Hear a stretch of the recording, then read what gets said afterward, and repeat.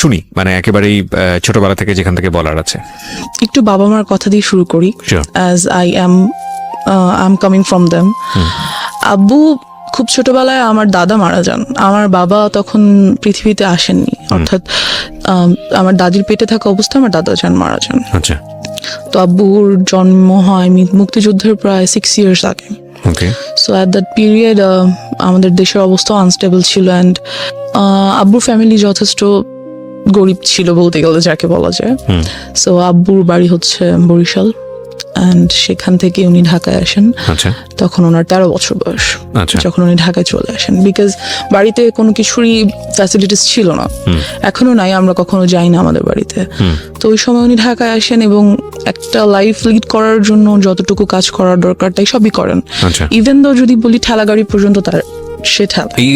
এই গল্পটা আপনি পরবর্তীতে শুনেছেন কার কাছে? হ্যাঁ, বাবার কাছ থেকে শুনেছি। My dad is one of my friends, best friends. Beautiful. Okay, so আসে এবং আস্তে আস্তে উনি এখানে থেকে পড়াশোনা করে। ঢাকা ইউনিভার্সিটি থেকে উনি অনার্স মাস্টার্স করেন। আফটার দ্যাট কামিল যাকে বলে মাদ্রাসা লাইন, সেখান থেকে উনি পড়াশোনা করেন, ডাবল MA যাকে বলে। তো উনি ওটা থেকে উনি বেশ ভালো একটা জব পায়, অ্যান্ড গুড স্যালারি। এই গেল বাবা। আম্মুদের ফ্যামিলিও খুব যে রিচ ছিল তা না, but they were quite good. আম্মু ঢাকায় চলে আসে খুব ছোট বয়সে, ওয়েন অনার্সে এসে ঢাকায় ভর্তি হয়। এখান থেকে উনিও ঢাকা ইউনিভার্সিটি থেকে অনার্স মাস্টার্স করেন, অ্যান্ড দেন LLB করেন, অ্যাডভোকেটশিপ নেন। So both of them, as you can see, both of them are educated, so they are busy. An educated person can't sit at home.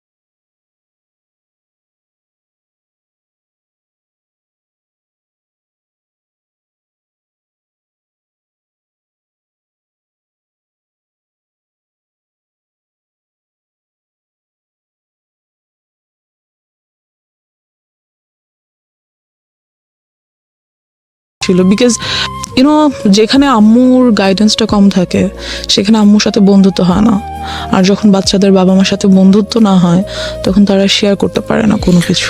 My humble request is, আজকের এই স্টোরিটা সবাই আমাদের social context এবং পারিবারিক অবস্থা থেকে চিন্তা করবেন যে আমাদের একটা শিশুর বড় হওয়ার জন্যে আমরা যতটা না খেলার মাঠ নিয়ে চিন্তা করি, ঘরের ভেতরের পরিবেশ নিয়ে কি আমরা অতটা চিন্তা করি? এটা খুব খুব খুব important. It's a very serious issue, এবং আমার মনে হয় আজকে ওই জায়গাগুলোকে আমাদের সবার নক করা উচিত, বিকজ ওর লাইফে যেটা ঘটেছে সেটা আরেকজনের লাইফে ঘটুক, আমরা এটা চাই না। It's a social learning, it's a family learning. Okay, এবং আমি ওকে স্যালুট জানাই যে ও নিজেকে এক্সপোজ করে অন্তত আরো 10টা ফ্যামিলিকে সতর্ক করার জন্য এখানে এসছে। জি, তারপর কি হলো? আপনাকে খুব মারলো? হ্যাঁ, খুব মারলো। আমি ভাবলাম আম্মুকে বলবোই যে আপু আমাকে এত মারছে, অ্যান্ড শি টোল্ড মি যে আমি এটা কাউকে বলতে পারবো না, যদি বলি সে আমাকে মেরেই ফেলবে, as I was a child. আর আম্মুকে আমি বললাম ব্যাপারটা যে আম্মু, আপু তো একটা ভাইয়াকে নিয়ে মাঝে মাঝে বাসায় আসে। আম্মু জিজ্ঞেস করলে সে কি করে, কেন আসে, তুমি আসতে দাও কেন, গেট লাগিয়ে রাখো না কেন, ঢুকতে দাও কেন? আমি বললাম আপু আমাকে খুব মারে, বকা দেয়, না ঢুকতে দিলে খুব রাগ করে। তো আম্মু এই ব্যাপারটা নিয়ে ওনাদের সাথে কথা বললো, ওই আপুর ফ্যামিলির সাথে। বলার পর যেটা হলো যে তুমুল ঝগড়া দুই ফ্যামিলির মধ্যে। ওরা কি খুব পাশাপাশি ছিল আপনাদের? হ্যাঁ, আমরা ছিলাম 4 তলায়, ওরা ছিল নিচতলায়। আচ্ছা। এই তো খুবই ঝগড়া লাগলো। পরবর্তীতে যে আমাদের বাড়িওয়ালা, উনি আমাদেরকেই বের হয়ে যেতে বললো, যেখানে বের হওয়ার কথা ওদের, অ্যাজ ফল্টটা ওদের ছিল, আমার না, বাট আমাদেরকে বের হয়ে যেতে বললো। সো আমরা সামহাও প্রবলেমটা সলভ হলো, ইস্যুটা ঠান্ডা হলো, আপুটা আর আমাদের বাসায় আসে না। ওকে, এবার যেটা হলো আমার মেন্টালিটি ইউনো লাইক ওই জায়গাটা থেকে অনেক আনস্টেবল হয়ে গেল, কি বলবো এটাকে, unbalanced. So I use to think like কেন হচ্ছে এই জিনিসগুলো, বা এগুলো কি, কেন, some kind of curiosity, like of course একটা কিউরিওসিটি গ্রো করলো। আপনি তখন নার্সারিতে পড়েন? ইয়া, তখন আমি 1-এ উঠেছি।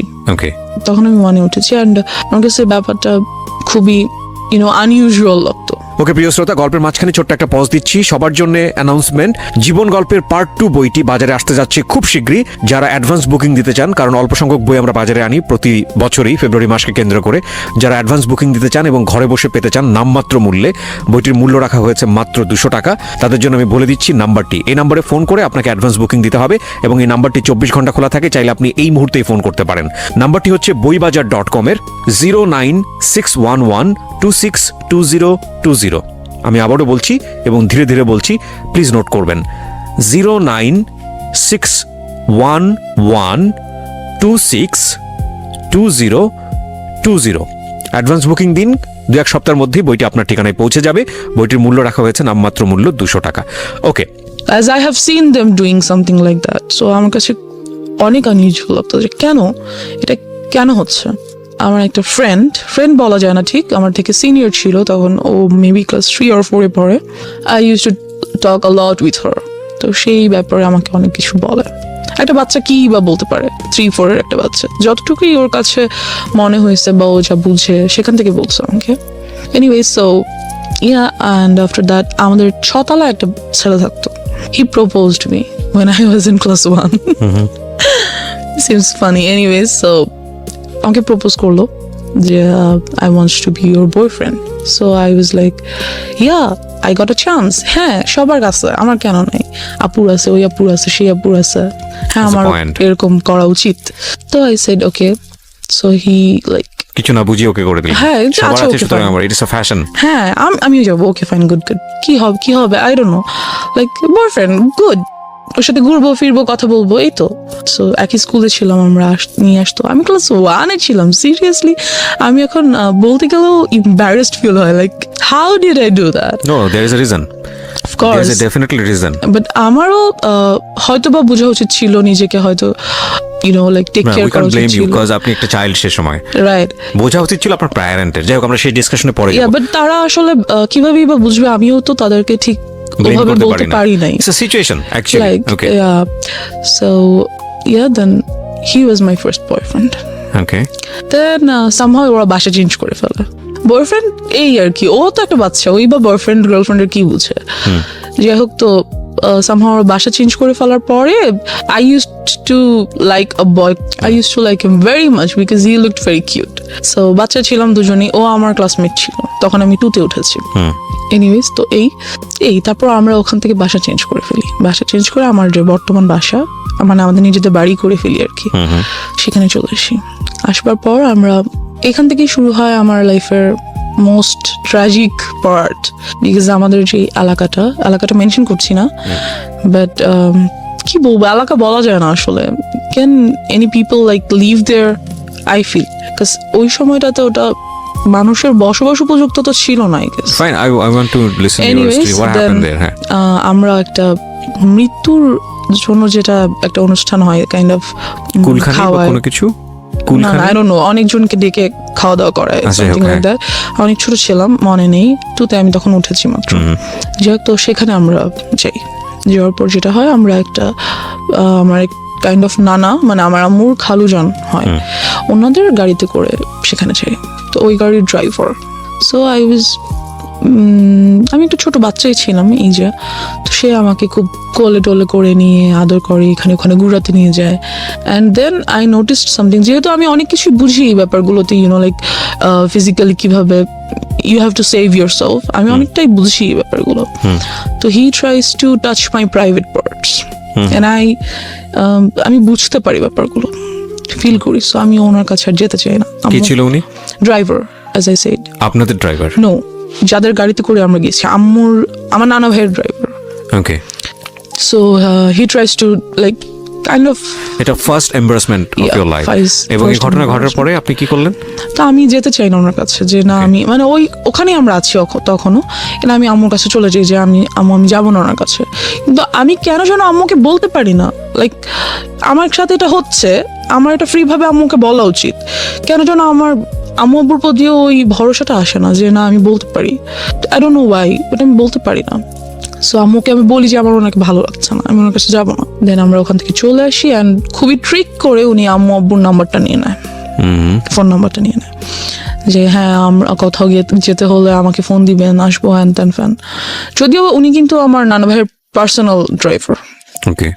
সো বলে যে হ্যাঁ প্লিজ যাবো হ্যান ত্যান ফ্যান। তারপর আমার নাম্বারটা দিয়ে দেয়, এবং আরো 2বার আমরা 2টো জায়গায় যাই, এবং ওনাকে সাথে করে নিয়ে যাওয়া হয়। আচ্ছা। সো এই হচ্ছে আমার first harassment or something like that. Secondly যেটা হয়, এবং এটা আপনি কাউকে বলেননি? না, এটা আমি কাউকে বলিনি, ইভেন এখনো পর্যন্ত আব্বু আম্মুকে আমি এইভাবে বলিনি। ফার্স্ট টাইম আপনি আজকে বললেন এখানে? আমি যাই বলছি কাইন্ড অফ ফার্স্ট টাইমই, কাউকে বলিনি। This is very unlucky for us, cause আমাদের সোসাইটিতে, আমাদের পরিবারে চাইল্ড সেক্সুয়াল অ্যাবিউজ, এটার যে রেট, এটা খুবই অ্যালার্মিং। আপনারা পত্রপত্রিকায় পড়েন এইসব ঘটনা, খুব এক্সট্রিম লেভেলে যখন চলে গিয়ে একটা বড় ধরনের ক্ষতি হয়ে যায়, তখন সেটা পত্রপত্রিকায় বা সংবাদ টেলিভিশন জায়গাগুলোতে চলে আসে। কারণ বিহাইন্ড দ্য সিন এগুলো যে কতদিন ধরে এই একটা মেয়ে বা একটা শিশু বা একটা নারী কিভাবে নির্যাতনের শিকার হয়, কিভাবে তাদের মেন্টালি তাদেরকে মানে ভয়ঙ্কর রকমভাবে ড্যামেজ করে ফেলা হয়, আমি জানি না। আমার মনে হয় এই জিনিসগুলোকে আরও বেশি করে এক্সপোজ করা উচিত, বলা উচিত। কজ আমি ভিকটিম, আমি কেন এটা বলতে পারবো না? কোথায় সমস্যা? ট্যাবুটা কোথায়? মানে আমাকে কেউ একজন সেক্সুয়ালি হ্যারাসমেন্ট করেছে, আমাকে কেউ একজন ফিজিক্যালি অ্যাবিউজড করেছে, অথচ সেটা নিয়ে আমি সোসাইটিতে মুখ খুলতে পারবো না, সেটা নিয়ে আমি বলতে পারবো না। কি আশ্চর্য মেন্টালিটি! মানে সেটা নিয়ে বললে আমার দিকেই আঙুল তোলা হবে, সেটা নিয়ে বললে আমাকে মনে করা হবে মেয়েটা খারাপ, বা ছেলেটা খারাপ, বা ওনার ফ্যামিলি খারাপ। কি ভয়ঙ্কর রকম মানে বাজে মেন্টালিটি আমাদের সমাজের। কিন্তু এই যে আমাদের এই মেন্টালিটিটা, এটাই কিন্তু যুগের পর যুগ এই প্রবলেমগুলো কিভাবে জিয়ে রেখেছে। আজকে যদি পরিবারের কাছে এই মেয়েটা এতটা বেশি সাবলীল হতো, আজকে যদি ওর বলার ক্ষমতা তৈরি হতো, ওকে যদি এনভায়রনমেন্টটা দেওয়া হতো, তাহলে ওর শৈশবটা হয়তো এরকম হতে পারতো না। কজ ও বলেছে একটু আগে যে দিস ইজ দ্য নাম্বার 1। আরও কি যে অপেক্ষা করছে আপনাদের জন্য, আপনারা একটু শুনুন, তাহলে বুঝতে পারবেন। জি বলুন। তারপর যেটা হয়, তো ওই ড্রাইভারের সাথে আমাদের আর দেখা হয় না। Anyways he is vanished somehow. So after that আমার চাচাতো ভাই আমাদের বাসায় থাকতে আসে for some reason. Somehow maybe আমাকে লাইক করতো আর সামথিং। তখন আমি ক্লাস 3তে উঠেছি। তো ও কত বড় হবে, মেবি 9-10 পরে এরকম হবে। আপনি তখন ক্লাস 3তে পড়ি। 3তে বাসায় একদিন হঠাৎ স্কুল থেকে এসে দেখি ও বাসায়। ওই টাইমে যেটা হয়, আমাদের বাসায় একটা পার্মানেন্ট কাজের মেয়ে রাখা হয়। তো মেয়েটা নিজেই যথেষ্ট ন্যাস্টি পার্সন। এনিওয়ে, সো চাচাতো ভাই থাকতে আসে আমাদের বাসায়। তো একদিন আমাদের সবার রুম আলাদা, জর্জার রুম। আমাদের বাসায় 5টা বেডরুম, অ্যান্ড জর্জার বেডরুম 7-8টার। বাট আমি তখন কার সাথে, কাজের মেয়েটা আমার সাথে ঘুমায়, মানে আমার রুমে ঘুমায়। তো আমি একদিন ঘুমিয়ে আছি, ঘুম থেকে ঘুমের মধ্যে আর কি হঠাৎ ফিল করি that someone is like embarrassed, had embraced me, something like that. তো আমি ঘুম ভেঙেছে, পিছনে ফিরে দেখি যে আমার ভাইয়া। তো আই ওয়াজ লাইক, চিল্লাবো না কান্না করবো না কি করবো কিছু বুঝতেই পারি না। দেন আই ওয়াজ লাইক, ভাইয়া এখানে কি করো, হ্যান ত্যান। আমি উঠে বসে যাই, বসে যাওয়ার পরে তো বুঝতে পারে যে কাজের মেয়েটা নিচে ঘুমাচ্ছে। তো বুঝতে পারে যে আমি যদি এখন কিছু বলি তাহলে কাজের মেয়েটা উঠে যাবে, আম্মু আব্বু চলে আসবে। যাই হোক, তো দিনও চলে যায়, ও দিন চলে যায়। পরের দিন শুক্রবার দিন সবাই বাসায় ছিল। What was his response? আপনি তোকে জিজ্ঞেস করলেন যে তুমি এখানে কি হ্যাঁ করো? তুমি এখানে কি করো? এমনি আসছি, নাথিং, লাইক চলে যায়, উঠে চলে যায়। পরের দিন শুক্রবার দিন সবাই বাসায় ছিল, তো আমরা ছাদে গিয়েছি।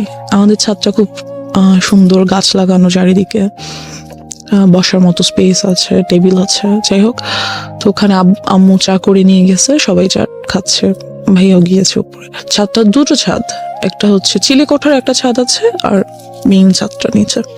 তো আমি আর আমার কাজের মেয়েটা চিলেকোঠার ছাদে উঠেছি। আমার বেস্ট ফ্রেন্ড সবসময় ছিল কাজের মেয়েরা, যারাই কাজের মেয়েরা আসতো তারাই আমার বেস্ট ফ্রেন্ড, বিকজ কেউ তো সাথে থাকে না, ওরাই সাথে থাকে। তো ওকে নিয়ে আমি ছাদে বসে আছি, তো ভাইয়া উপর উঠছে, উঠে আমার কাঁধে হাত রেখে বললো, পড়াশোনা কেমন চলে, হ্যান ত্যান।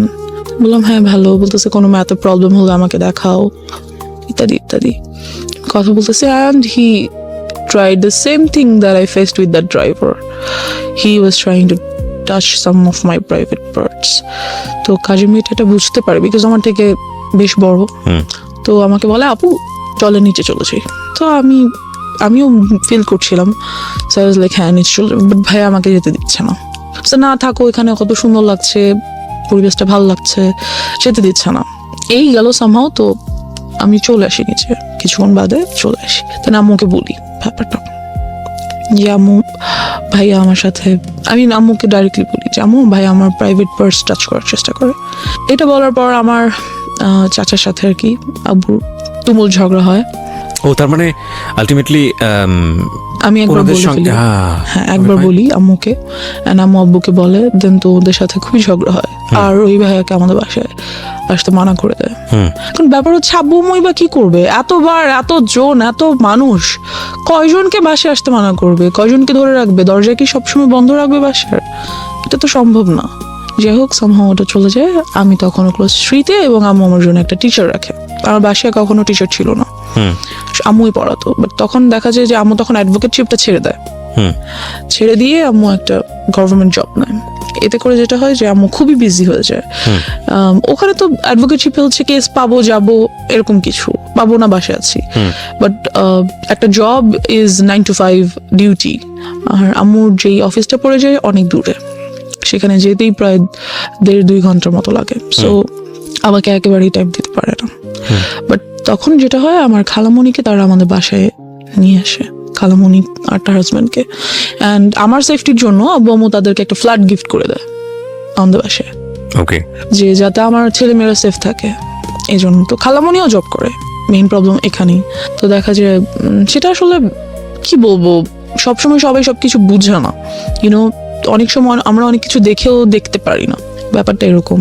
প্রিয় শ্রোতা, জীবন গল্পের এখন পর্যন্ত সেরা কয়েকটি গল্প এবং রেডিওতে অপ্রকাশিত একটি গল্প, একটি বিশেষ গল্প নিয়ে এবারের বই প্রকাশ হতে যাচ্ছে জীবন গল্প পার্ট 2।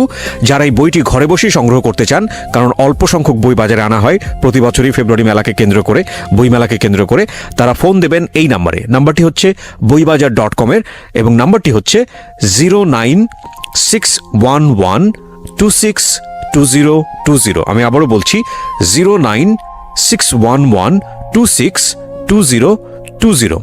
এই নাম্বারটিতে ফোন দিন। বইয়ের মূল্য রাখা হয়েছে সর্বসাকুল্যে 200 টাকা মাত্র। ওকে, যেখানটা আমরা ছিলাম। যাই হোক, তো খালামণি থাকে, তো আমার জন্য একটা টিচার রাখা হয়। টিচারটাকে বলা হয় যে তুমি সন্ধ্যায় আসবো, কারণ আমি সন্ধ্যা বাসায় আসবো। আম্মু বলে যে আমি সন্ধ্যায় আসবো আর তুমিও সন্ধ্যায় আসবো। Your mom is lawyer. Yeah. That time উনি কি প্র্যাকটিসে ছিল? না, উনি তখন প্র্যাকটিস ছেড়েছে, মাত্র নিউ ছেড়ে একটা গভর্নমেন্ট জবে ঢুকলো। ওকে, তো ওনাকে বললো যে সন্ধ্যার পর আসতে, যেহেতু সন্ধ্যার পর আম্মু অফিস থেকে আসবে। এই তো আমাদেরকে আমার রুমে বসে পড়তে নিষেধ করে দেওয়া হলো। যেটা করা হলো যে ড্রয়িং রুমে বসে পড়বে, ওকে, যাতে আমি দেখতে পারি তোমাদেরকে। যাই হোক, তো আম্মু ড্রয়িং রুমে বরাবরই ডাইনিং রুমে বসে আম্মু অফিসের কাজ করতো ল্যাপটপে, আর আমি স্যারের কাছে পড়তাম। তা অনেক সময় দেখা যায় সব সময় কি আর সন্ধ্যার পর আম্মু চলে আসতে পারে, রাস্তায় জ্যাম থাকে, অফিসে কাজ থাকে, অনেক কিছুই। সো ইয়া, এরকমই মাঝে মাঝে হতো। অ্যান্ড আমার স্যারকে খুব ভালো লাগতো, কারণ স্যার আমাকে খুব আদর করতো, খুব সুন্দর করে বুঝাতো, একটা টিচারকে যেভাবে ভালো লাগা উচিত, দ্যাটস ইট। তো স্যার যেটা করে যে আমাকে অলওয়েজ স্কুলে নিয়ে পড়ায়। ওয়াই? স্যার বলতে কি, হোম টিউটর আমরা কেমন রাখি একটা বাচ্চার জন্য, অনার্সে পড়ুয়া কোনো ছেলে বা মেয়ে এরকম, তো সে আমাকে অলওয়েজ স্কুলে নিয়ে বসে পড়াতো। ছোট থেকে আমি খুব হেলদি ছিলাম, so he used to do the same things.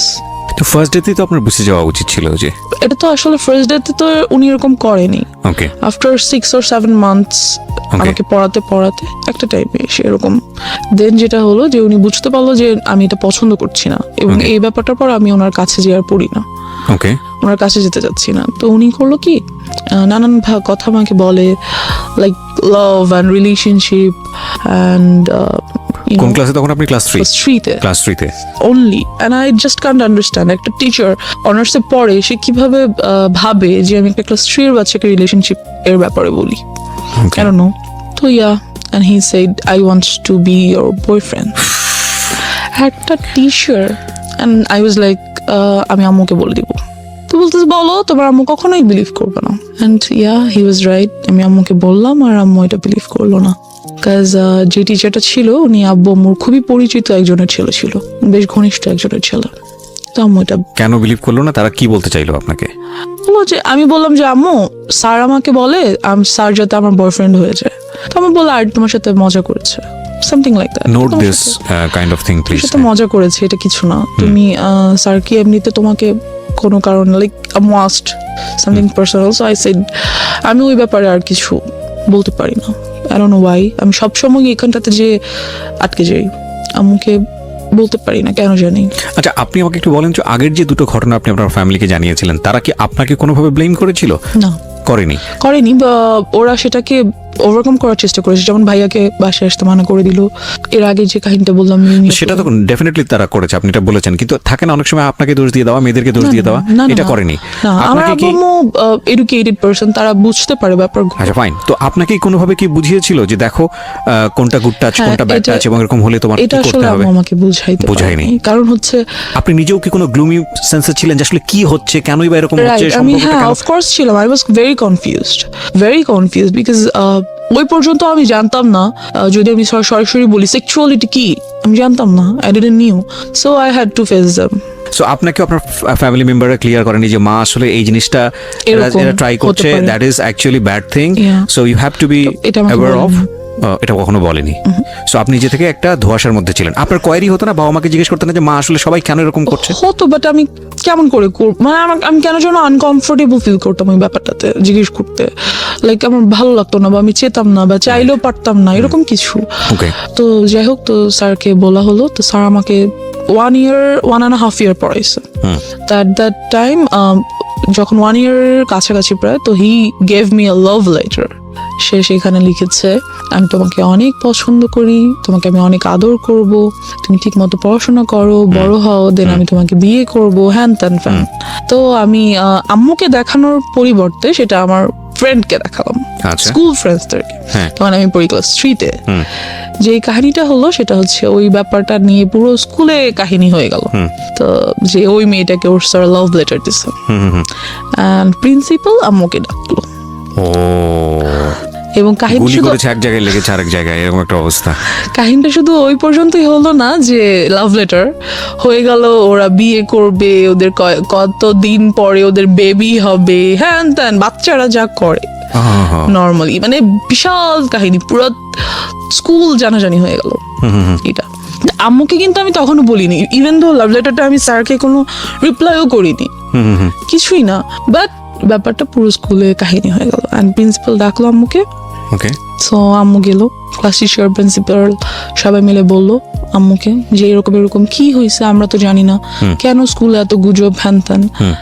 যেটা ওদেরকে বলা হলো যে আপনি আপনার মেয়েকে স্কুল থেকে নিয়ে যান, ডিরেক্টলি বলা হলো যে নিয়ে যান স্কুল থেকে, আপনার মেয়ে আজে বাজে গল্প করে, ও বাকি বাচ্চাদেরকে নষ্ট করে ফেলবে। আমি কিছুই করি নাই, কি বা করবো, আর আমি বুঝি বা কি বলবো বা কি, আজে বাজে গল্প বা কি করবো। বাট যাই হোক, এরকমটা বলা হলো অ্যান্ড ও স্কুল থেকে আমাকে নিয়ে আসা হলো, আম্মু নিয়ে আসলো অ্যান্ড ওই টিচারটাকে বাদ দিয়ে দিল। দেন আপনি তো ফ্যামিলিকে বললেন যে ঘটনাটা কি ছিল? আমাকে লেটারটা দেখালাম, আচ্ছা তারপর? That's it. তো লেটারটা দেখে আম্মু আমাকে কিছুই বললো না, আর কিছু জিজ্ঞেস করেন? নাথিং, সে জাস্ট টিচারটাকে বাদ দিয়ে দিল। দিয়ে ইট ওয়াজ আ ওয়ান কাইন্ড অফ, আমি জানি না বাবা মায়ের ক্ষেত্রে আমি কি ওয়ার্ডটা ইউজ করবো, because they are just gifted from Allah. But see, আপনি যখন যেদিন প্রথম দিন বলেছিলেন আপনার মাকে যে he wants to love me, ওই সময় যদি সে বিশ্বাস করে স্টেপটা নিয়ে নিত তাহলে কিন্তু আজকে এই রকম একটা ডিজাস্টার হতো না আপনার লাইফে। সি, এটা কত বড় হচ্ছে। ও কিন্তু আপনারা একটা জিনিস খেয়াল করবেন ভেতরে গিয়ে, আমি বারবার ইন্টারাপ্ট করছি, ও বারবার এম্বারেস ফিল করছে ফ্রম ড্রাইভার, যে গেল ড্রাইভার, বাসায় আসলো কাজিন, আত্মীয় সম্পর্ক, সেও তাকেও বের করে দেওয়া হলো, ইভেন ইট ইজ টিচার, সেও চলে গেল। এবং কোথায় ক্ষতি হলো দেখেন, ওর স্কুল যেখানে ওর ফ্রেন্ডসরা আছে, যেখানে ওর অনেক বড় একটা বন্ডেজ তৈরি হয়েছে, সেখান থেকে ওকে কুইট করে নিয়ে আসতে হচ্ছে। তার মানে ওর এই জিনিসটা সম্পর্কে কিরকম ভয়াবহ একটা সেন্স ওর চাইল্ডহুডে গ্রো করছে। মানে আমরা কিরকম একটা সোসাইটিতে বসবাস করি। ওকে, তারপর?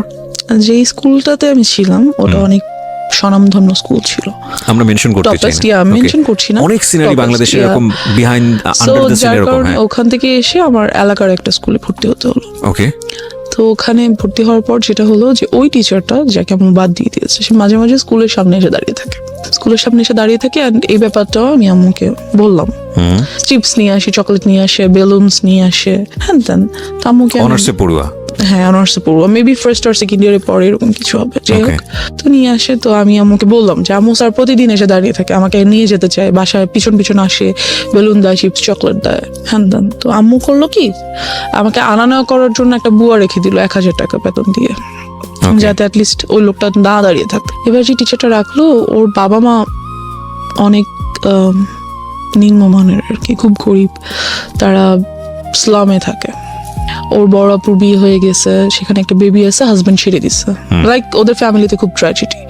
বাট ওই ছেলেটা খুবই ব্রিলিয়েন্ট, অলওয়েজ স্কলারশিপে পড়াশোনা করছে, এখন অনার্সে যে উঠছে সেটাতে উনি ফ্রি পড়াশোনা করছে, ইংলিশের teacher. And as you can see I am quite good at English.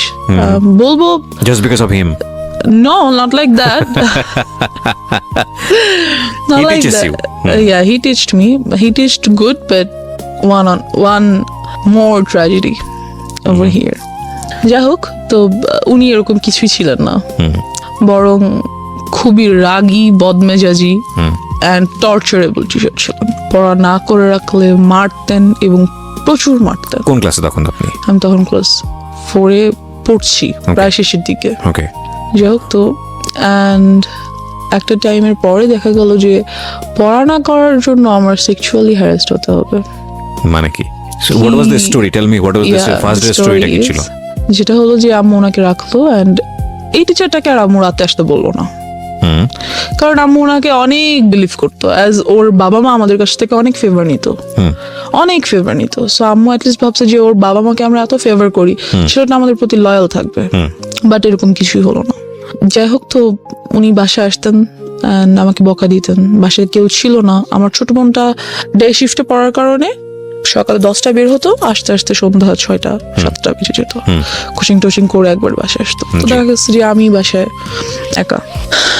So আমার বোনটা বুঝতে পারতো that he is trying to do something with me, and সে সেটা আম্মুকে বলতো। কেন আম্মু কেয়ার করে নাই, না কেন আম্মু এটা বুঝতে পারে নাই, আমি জানি না। এনিওয়েজ, সো সে আমাকে পড়া না করার জন্য আমার প্রাইভেট পার্টে মারতো। কিভাবে এক্সপ্লেইন করবো, I don't know. No, you don't need to. So he used to do all the things which I didn't like at all. What is this? Dude, what are you doing? একটা teacher এরকম করতে পারে না। So সে আমাকে 1 বছর পড়ালো, আমার result অনেক ভালো হলো, বাট আরেক সাইড দিয়ে রেজাল্ট হয়তো অনেক খারাপ হয়ে গেল। আমার mentality or my thoughts were hurt. Then ব্যাপারটা আমি আম্মুকে বললাম না, কিন্তু খালামণিকে বললাম। মানে আর কত বলা যায়, দেন আমি খালামণিকে সব বললাম, এবং খালামণির কাছে খুব কান্নাকাটি করলাম। তো খালামণি বুঝতে পারলো ব্যাপারটা। অ্যান্ড মেনশন করে দিই, খালামণি একজন psychologist. Oh very good, psychiatrist, psychologist or psychiatrist? Yeah, whatever, I don't know. সে কি ট্রিটমেন্ট করে?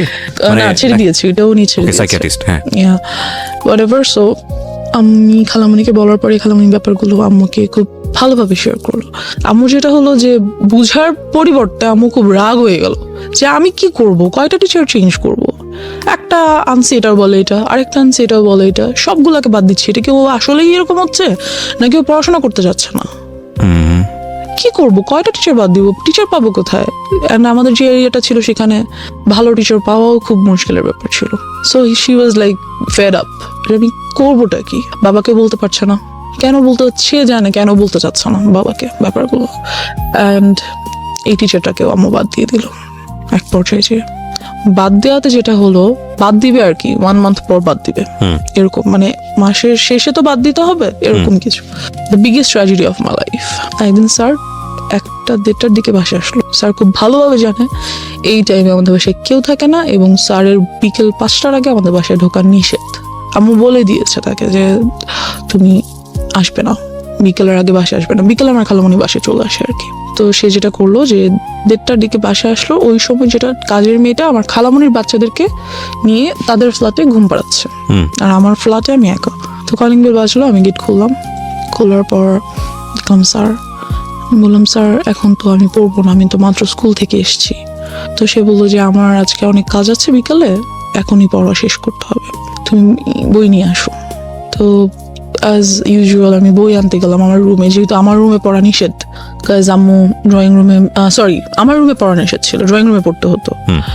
যাই হোক, তো আমি বই আনতে আমার রুমে যাই, and he enters the flat, আর উনি দরজাটা অফ করে দেয়, মেইন গেটটা অফ করে দেয়। মেইন গেট অফ করে না, মেইন গেটে চাপিয়ে দেয় আর কি, লাগিয়ে দেয়, চিটকরি লাগায় না।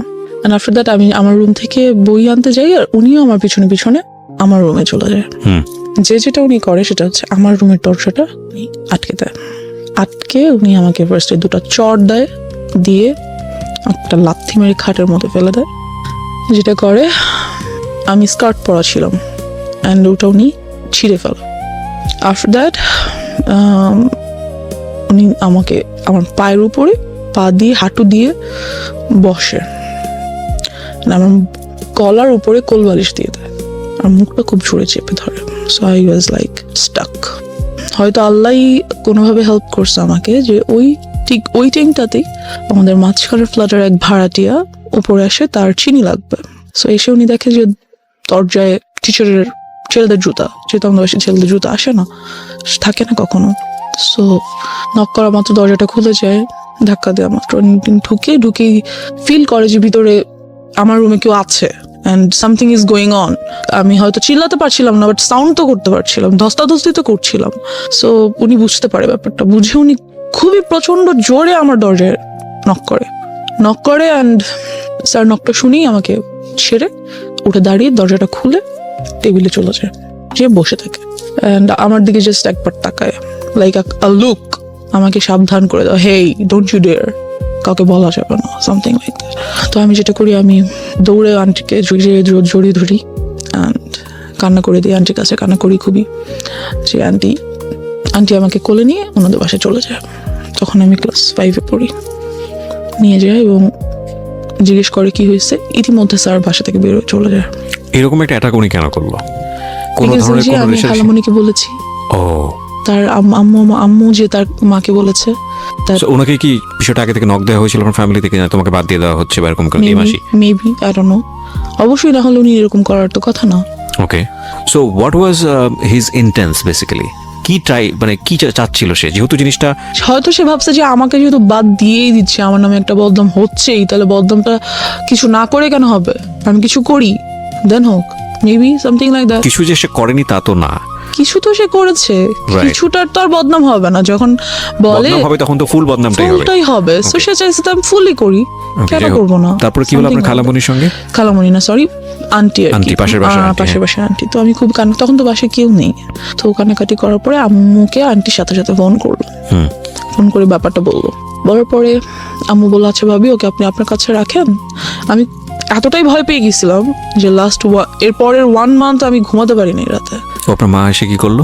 মা এসে কি করবে, খুবই কানাকাটি করলো, আম্মু আমাকে জড়িয়ে ধরে, and যেটা হলো what was your father role? উনি কই এই উনি আসলে আব্বুকে আম্মু বলতো না, কারণ আম্মু জানে যে আব্বুকে যদি একটার কথা বলে আব্বু খুন করে ফেলবে সবাইকে, সামথিং লাইক দ্যাট। আব্বু অনেক ভালো, খুব কাম মাইন্ডেড, বাট যখন রাগ করে হি spares nobody, something like that. তো এই ব্যাপারটা আম্মু আব্বুকে বললো, কারণ বলাই লাগবে, কিছু করার নেই, এত বড় একটা ঘটনা, রাইট? সো আব্বুকে বলার পর যেটা হলো, আব্বু বললো ওকে আমি পুলিশে দিয়ে দিব। ডেফিনেটলি দেওয়া উচিত। আমি ওকে রাখবোই না, ওর একটা কিছু করতেই হবে। যেটা করলো, লোকজন নিয়ে ওই মুহূর্তেই, যখন আব্বুকে বলা হলো অফিস থেকে আসার পর, ওই মুহূর্তেই ওদের বস্তিতে চলে যাওয়া হলো, যে ওদেরকে রাখবো না, ওই পুরো বস্তি আমি জ্বালা দিব। আব্বু ওয়াজ লাইক ফায়ার। সো গেল, লোকজন নিয়ে গেল। এখানে যেটা হলো, বাবা তুমি যে লোকজনকে বলবা, তোমার মেন্টালিটি আর মানুষের মেন্টালিটি এক না। আমি পুরো এলাকায় ফেমাস হয়ে গেলাম। ওনার শাস্তি হলো, অবশ্যই হলো, কিন্তু এখান দিয়ে যে ক্ষতিটা হলো যে ওনাকে অ্যারেস্ট করা, হ্যাঁ ওনাকে অ্যারেস্ট করা হলো।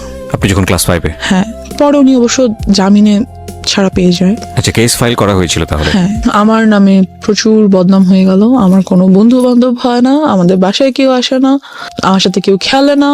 I was totally alone.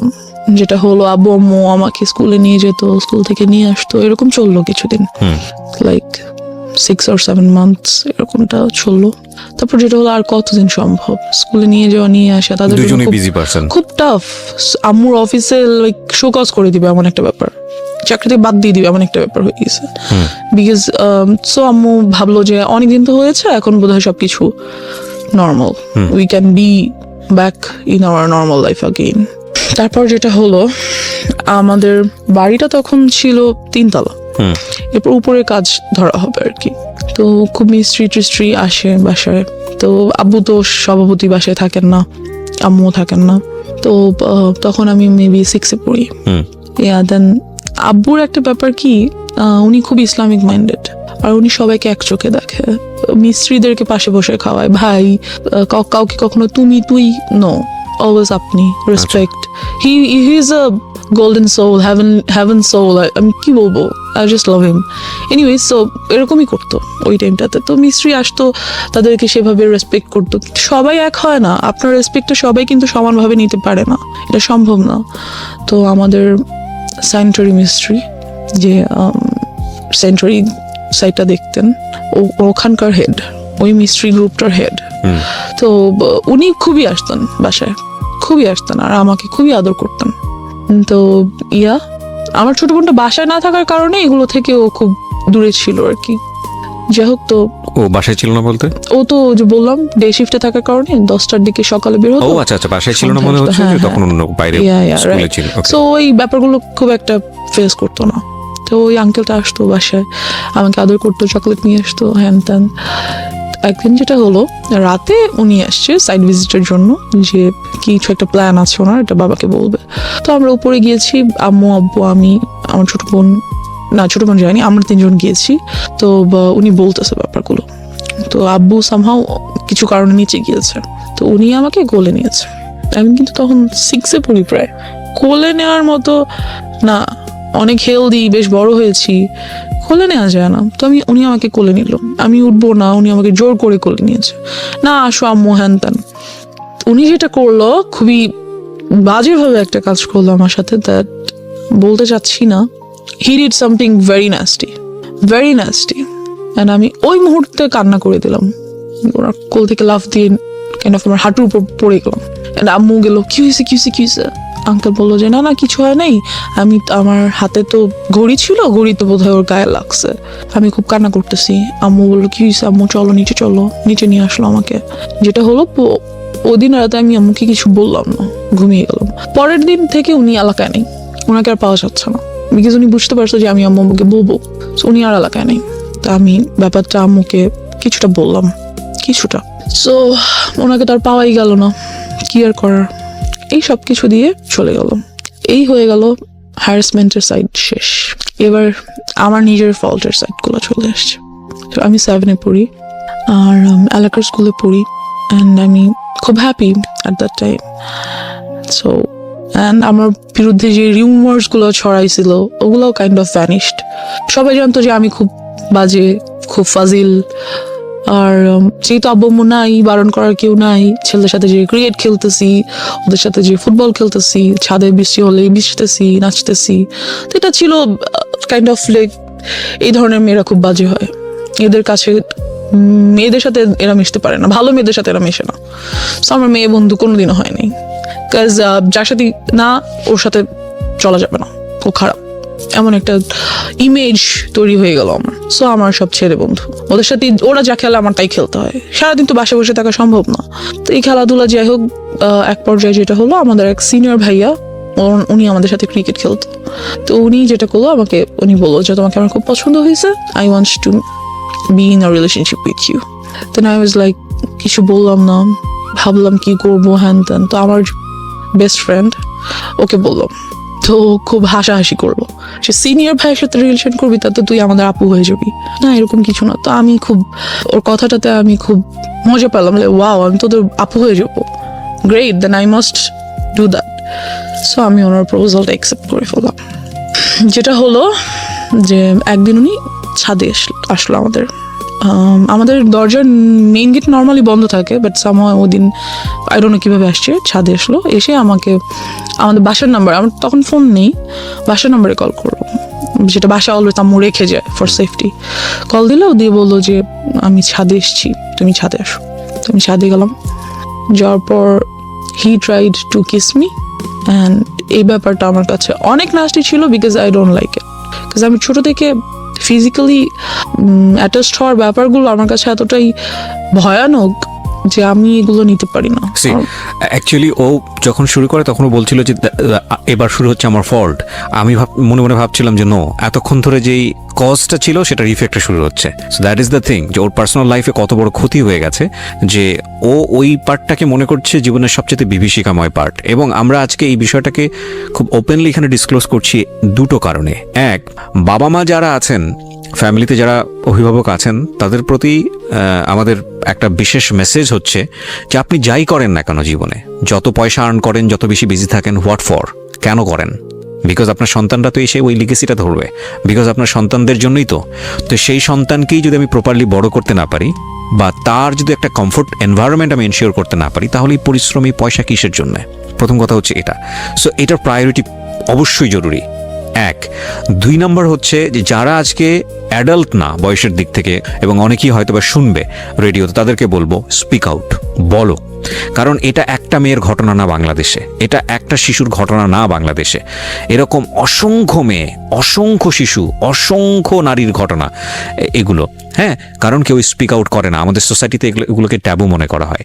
আমি বলতে চাই আজকের অনুষ্ঠান দিয়ে দ্ব্যর্থহীন কণ্ঠে যে তোমরা বলো, তোমাদেরকে স্পিক আউট করতে হবে। কিছুদিন আগে আমি দেখলাম সোশ্যাল মিডিয়াতে মিটু আন্দোলন হলো।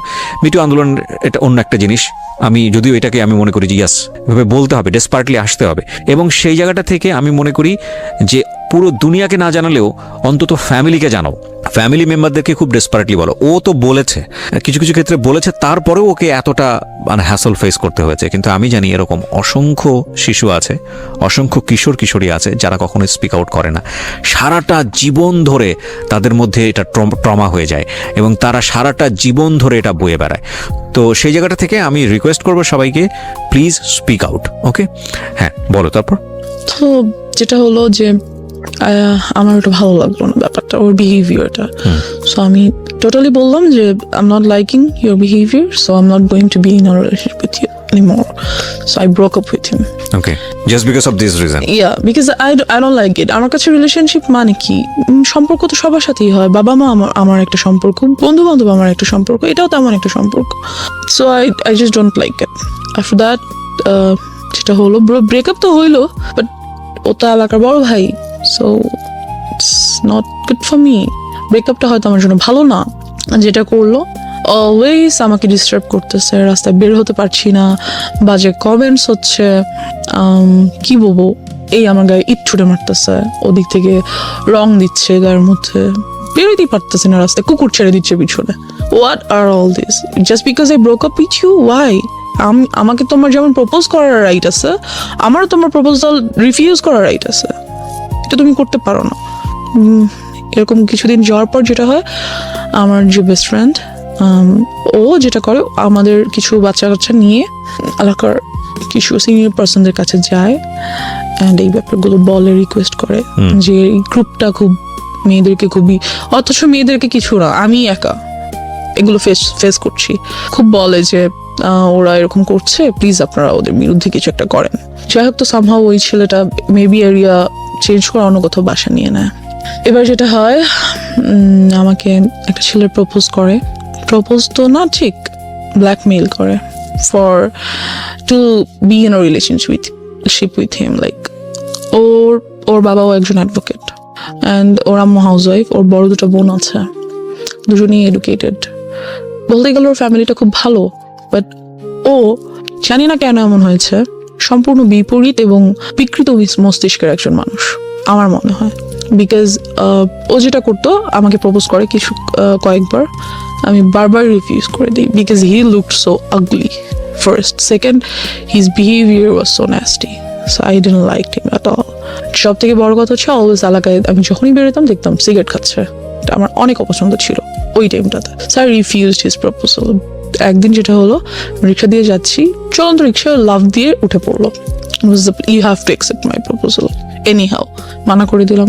ফোন করেছে, কোথায় তুমি? আমি কোচিংয়ে। বেরো, আমি রাস্তায় দাঁড়িয়ে আছি। বেরোয় দেখি মেইন রোডের রাস্তার মাঝখানে দাঁড়িয়ে আছে, আমি মরে যাবো তুমি যদি আমার প্রপোজাল অ্যাকসেপ্ট না করো। I was like, let him die. I was like whatever. Then যেটা করলো, ওর আব্বুকে দিয়ে আমাকে ফোন করালো। মানে চিনতে ভুল করেছে, থাকে না, ওর কমন সেন্স মনে হচ্ছে আসলে আমার একটা দয়া একটা মায়া হবে, and I think she will fall in love with me, that's why ও মাঝখানে দাঁড়িয়ে আছে। বাট সব গাল তো একরকম না, খুশি হয়ে যাবে অনেকে। আই থিঙ্ক আপনি খুশি হয়ে গিয়েছেন, ঠিক আছে, আপদ বিদায় হবে যদি আজকে কিছু একটা হয়ে যায়। Kind of like that, yes, because ও অলওয়েজ পিছন, আমি যেখানে যাচ্ছি সেখানে। ওয়াই? এনিওয়েজ, তোর আব্বুকে দিয়ে আমাকে ফোন করালো। তোর আব্বু ভাবলো যে যাক, একটা ভালো মেয়ের সাথে যদি ফ্রেন্ডশিপ হয়, মেবি ও আস্তে আস্তে চেঞ্জ হয়ে যাবে। তো ওর আব্বু ফোন দিল আমাকে, দিয়ে বললো যে আম্মু, আমার ছেলেটা তো তোমার সাথে ফ্রেন্ডশিপ করতে চাচ্ছে। বলছে আমি ফ্রেন্ডশিপ করতে চাই। আব্বুকে তো আর বলতে পারে না যে আমি রিলেশনে যাব। তো বাবা কেন ফোন দিয়ে সেটা ইন্সপায়ার করবে? আই ডোন্ট নো, ওর আব্বু আমাকে ফোন করলো। এনিহাউ, আই থিঙ্ক ও ফোর্স করেছে ফ্যামিলিতে, যে কোনো ভাবে হোক ওটা করেছে যে তোমরা এটা ম্যানেজ করো, আদারওয়াইজ আমি একটা কোনো কিছু করব। হ্যাঁ, তো ওর আব্বু আমাকে ফোন দিয়ে বললো যে আম্মু, ও তো তোমার সাথে ফ্রেন্ডশিপ করতে চাচ্ছে, তো তুমি ওর সাথে ফ্রেন্ডশিপ করো। দেখো না, আমার ছেলেটা অনেক ভালো, ও অনেক লক্ষ্মী ছেলে, হ্যান ত্যান। তা আমি কি বলবো আঙ্কেলকে? আমি বললাম, আঙ্কেল, আমার আম্মু ওর সাথে কথা বলতে নিষেধ করেছে। তখন আমি কিসে পড়ি? ক্লাস 8-এ পড়ি, 7-এ পড়ি, 7-এর শেষের দিকে। তো সামহাউ আমি ওর সাথে ফ্রেন্ডশিপ করলাম। আমি বললাম, no, I can't go with a relationship, but I can be your friend. সে ওখানে ওর যেটা মেইন ইয়া ছিল, যে খুব সুন্দর গিটার বাজাতে পারতো, গান করতে পারতো। তো ছেলেটা বেশ ভালো বন্ধু হয়ে ওঠে আমার। মানে you was serious about him? No, আমার ফ্রেন্ড হিসেবে দেখা করে, দ্যাটস ইট, যে আমার বন্ধু। কারণ আমি মেইনলি আমার আব্বুকে সবকিছু বলেই করার চেষ্টা করি, ভেরি গুড, যতটুকু সম্ভব, যতটুকু পসিবল, কাজ আমার আব্বু তো অলওয়েজ বিজি থাকে। যাই হোক, তো একদিন অফিস থেকে আসার সময় আমার আমাকে ফোন করে যে তুমি কোথায়? তো আমি তো কোচিংয়ে ছিলাম সন্ধ্যায়, সেখান থেকে গান বাজনা করতে যাবো এমন কিছু, বা আড্ডা দিতে যাবো। তো আমি আম্মুকে বললাম, আম্মু, আমি অমুক জায়গায় আছি, তুমি আসো। তো আম্মু আসার পর আমি সবার সাথে মিট করাই, নট ওর সাথে দেখা করাতে হবে, সবার সাথে দেখা করাবো, বন্ধু বান্ধব সবার সাথে। তো বাট আমি ওর সাথে পরিচয় করিয়ে দিই আম্মুকে স্পেশাল ভাবে, আম্মু, এটা আমার বন্ধু। তো ওর কাছে মনে হয় যে no, she is so serious about me. আম্মুর সাথে আমাকে পরিচয় করে দিছে, তার মানে তো শেষ আমি। অ্যান্ড ও এমন কোনো ছেলে ছিল না যে খুব কারো ব্যাপারে সিরিয়াস হয়ে যেতে পারে, এমন কেউ ছিল না। সো আমাকে ফোন দেয় সন্ধ্যা, পরের দিন সকালে ফোন দিয়ে বলে দ্যাট আমি তোমার সাথে আর কোনো রিলেশনশিপ রাখবো না। তোমার আমার মধ্যে তো কোনো রিলেশনশিপ নাই, we are just friends, right? যে whatever, I am ditching you, you are dumped by me, এমন কিছু। লাইক তুমি কি আমাকে ইনসাল্ট করার জন্য এটা বলছো? যেটাই ভাবো, তুমি আমাকে আর নেক্সট টাইম কল দিবা না, আমার সাথে কোনো কন্ট্যাক্ট করার ট্রাই করবা না, দ্যাটস ইট। আমার এত বিরক্ত লাগে যে ওয়াই ডিড আই ডু? তুমি আমার জন্য পাগল ছিলা, রাস্তার মাঝখানে যে দাঁড়ায় থাকতাম, আমি যাদের রিলেশন করি, এখন হঠাৎ করে বলতেছো আমি তোমার সাথে কল না দিই। কি করছি আমি? আমার ফল্টসটা কোথায় আমি বুঝতেছি না। দেন হোয়াটএভার, আমি ওটা বাদ দিয়ে দিই। একদিন যেটা হয়, খবর আসে যে ওকে অ্যারেস্ট করে ফেলা অফিসে, because he was dealing drugs. Okay তো ওকে পুলিশ অ্যারেস্ট করে, এই অবস্থায় রেড হ্যান্ডেড ওকে অ্যারেস্ট করা হয়। ওকে সো কোন ক্লাসে ছিলেন আপনি তখন? তখন আমি 8-এ পড়ি। ক্লাস 8 পড়েন। ও কোন ক্লাসে পড়ছিল? ও maybe intermediate or something like that. যাই হোক, তো আমি ওর আব্বুকে ফোন করি যে আঙ্কেল এরকম এরকম এটা হয়েছে হ্যান ত্যান। তো আঙ্কেল বলে যে না আমি যাব না। যাই হোক গিয়ে আঙ্কেল আপনি আমাকে ফোন করে আপনি ছেলের সাথে ফ্রেন্ডশিপ করতে বলছেন, ও এত ভালো ছিল, তা আজকে ওকে পুলিশ কেন নিল? নিচ্ছে যখন আমি আপনাকে জানাচ্ছি আপনি যেতে চাচ্ছেন না, এখন আমাকে কি করতে বলেন? আমি কি করবো? তোমার কিছু করতে, বাট ওর বন্ধুরা আমাকে বারবার ফোন করছে যাতে আমি 10,000 টাকা নিয়ে যাই। বুঝতে হবে আমি ক্লাস 8-এ পড়ি, আমার কাছে 10,000 টাকা কোত্থেকে আসবে? Right, it's not possible for me. তো ওই মুহূর্তে আমি যেটা করি, আমার কানে 2টো দুল ছিল গোল্ডের, আমি এগুলো সেল করে দিই। সেল করে 9,000 something. Why you sell? Cause আপনারা তো তখন অলরেডি ওর সাথে ব্রেকআপ তো বলে না, হ্যাঁ, মানে একটা আমি দূরত্ব কথা তৈরি বলবো না বা সামথিং ঝগড়া, আই ডোন্ট নো। আমার কাছে কেন যেন মনে হচ্ছিল যে আমার ওকে ওখান থেকে নিয়ে আসা উচিত। ওকে আমার মনে হচ্ছিল যে মেবি এটা আমার করা উচিত কোনো কারণে, Okay. এটা আমি ফিল করছিলাম। ওকে যাই হোক, তো আমি সেল করি এটা, বাকি ওই টাকাটাই আমি ওর বন্ধুদেরকে দিয়ে দিই।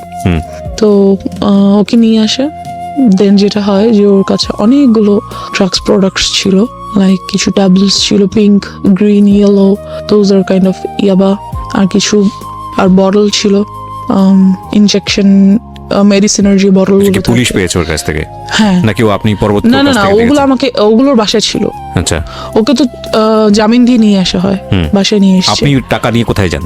টাকা নিয়ে আমি কোথাও যাই না, ওর বন্ধুরা আমার বাসার সামনে থেকে এসে টাকাগুলো নিয়ে যায় ওকে আর ওকে নিয়ে আসে। আচ্ছা, এটা পরবর্তী কাহিনী। মানে তার মানে আপনি নিশ্চিত ছিলেন না যে আসলে ওদেরকে পুলিশ ধরেছে কিনা? হ্যাঁ, আমি জানতো, আমি প্রত্যক্ষ দেখিনি ওকে যে আসলে C this is another thing. মানে এমনও তো হতে পারে যে ওরা আপনার কাছ থেকে টাকা নেওয়ার জন্য সিস্টেম করেছে। বলেছে, হ্যাঁ হতে Okay. পারে, জানি না কেন যেন আমার মনে হচ্ছিল যে আমার ওকে হেল্প করা উচিত। দ্যাটস ওয়াই আমি কাজটা করেছি। How did you sell your কানের দুল? কিভাবে সেল করলেন? আমার যে বেস্ট ফ্রেন্ডটা ছিল বললাম, হ্যাঁ, ওর কাছে ওকে sell- বলেছি যে এটা আমাকে সামাও, এটা আমার আজকে রাতের মধ্যে আমাকে সেল করে দিতেই হবে। ও আপনাকে সেল করে দিয়ে দিয়েছে? আমাকে সেল করে দিল। আমি জানি না ও কিভাবে কার কাছে সেল করছে, হতে মানে ও পারে। কখনো জিজ্ঞেস করেনি যে তুমি এটা কিছু জন্য সেল হ্যাঁ, করছো? জিজ্ঞেস করেছে। আমি বলছি যে don't ask anything, just I need to sell it, Okay. দাও। তো যেটা হয়, ওই ড্রাগস প্রোডাক্টস গুলো ওর বাসায় যেগুলো ছিল সেগুলো ওর একটা বন্ধু আমাকে এনে দেয়, যে ব্যাগ দেয় আর কি। পরে আমি খুলে দেখি এগুলো আছে। তো আমাকে ব্যাগে কি কিসের জন্য আপনাকে দেয়? আমার কাছে রাখার জন্য দেয় এবং বলে যে প্লিজ এগুলো তোমার কাছে কয়েকদিন রাখো, এই ব্যাগটা আমরা কিছুদিন পরে এসে নিয়ে যাবো। ও তখন কোথায়? ও তখন যেদিন আমি যখন টাকা দিচ্ছি তখন ওটা আমাকে দেয়, আচ্ছা, ব্যাগটা আমাকে দেয় রাখার জন্য। যে যদি পুলিশ ওদের বাসায় সার্চ করে তাহলে এগুলো পাবে, আর যদি ওদের বাসায় পায় তাহলে ওর বাবা মাকেও অ্যারেস্ট করা হবে। ওকে ওর কাছে অল্প কিছু জিনিস পাওয়া গেছে, জন্য ওকে জামিন করা সম্ভব, বাট যদি এগুলো পায় তাহলে অনেক প্রবলেম হবে। সেটা হয় আমাকে দিয়ে যায়। তো ওরাতে ওখান থেকে আমি কিছু জিনিস আমি রেখে দিই। কি মেন্টালিটিতে এটা করেছি, কেন ভালো লাগলো, আই ডোন্ট নো কেন বুঝতে রাখলাম। যেগুলো ট্রাক না, আমি জানতাম না ওগুলো কি, বাট আমি রেখেছি। কেন রেখেছি আর নো, আমার কাছে মনে হলো যে আমার রাখা দরকার বা আমি রাখি। ইট ওয়াজ ইন আ ফ্লো, আমি রাখলাম জিনিসগুলো কোনো কারণে। তো রেখে দিলাম। রাখার পর ওরা কিছুদিন পরে সে ব্যাগটা নিয়ে গেল, কথাবার্তা বলি না। যাই হোক, তো এবার ড্রাগস কিভাবে নিলাম সেটা তো চলে আসি। ওগুলো আমার কাছে ছিল বেশ অনেকদিন, আমি ওগুলো রেখে দিয়েছিলাম কিন্তু খুলিনি, ধরিনি, কিছুই না। যেটা হয় যে একদিন রাতে আম্মু আমাকে খুব বকা দিচ্ছিল, তখন আম্মু আমাকে একটা ছোট সেলফোন কিনে দেয়, ছোট্ট একটা, যাতে কোচিং এ গেলে বা কোথাও গেলে কথা বলা যায়। তো ওটা আমি টিপাটিপি করছিলাম, মেসেজেস দেখছিলাম। তো আম্মু এসে দেখে আমি বইয়ের সামনে রেখে ফোন ইউজ করছি। তো আম্মু খুব বকা দেয় আমাকে, প্রচন্ড বকা দেয়, এন্ড আমার পাস্ট নিয়ে অনেক কথা বলে, লাইক কখনোই তোমাকে নিয়ে আমি কোনো শান্তি পাই নাই, তুমি সবসময় আমাকে প্রবলেমস ক্রিয়েট করছো আমাদের লাইফে, তুমি এটা করছো সেটা করছো, হ্যান ত্যান, খুবই বকাবকি করে। তো এক পর্যায়ে আমি আমার উপর খুব চিল্লাই, ইট ওয়াজ মাই ফল্ট অর সামথিং, আমি করেছি ইচ্ছা করে, সামথিং লাইক দ্যাট। তো আম্মু যেটা করে, আমার ফোনটা নিয়ে ভেঙে ফেলে অ্যান্ড আমাকে রুম বাইরে থেকে লাগিয়ে চলে যায়। খুব বিরক্ত লাগে ব্যাপারটা, আমার খুব মেজাজ খারাপ লাগে যে আমি কেন আমার সাথে এই কাজটা করলো উইদাউট এনি রিজন। হঠাৎ করে এসে ফোনটা নিয়ে ভেঙে আমার সাথে রাগারাগি, চিল্লাচিল্লি। আমি তো কিছু করিনি। কোন ক্লাসে তখন? আমি তখন ক্লাস 8-এর। Okay. আমার তখন টেস্ট পরীক্ষা সামনে, 8-এর টেস্ট পরীক্ষা চলছে, পরের দিন আমার ইসলাম শিক্ষা পরীক্ষা, এরকম কিছু। যাই হোক, তো আমি পড়ছিলাম but phone but that's why maybe আমার রাগ করছে যে পড়ার টাইমে ওয়াই আর ইউ, ঠিক আছে সেটা তুমি বকা দিতে পারো যে ফোন কেন নিয়ে রেখেছো, বাট শি ওয়াজ লাইক তুই এটা করছিস ওটা করছিস। তো আম্মু আমাকে রেখে চলে গেল, রাতে খাবার দিল, খেলাম না, ঘুমাতে যাব।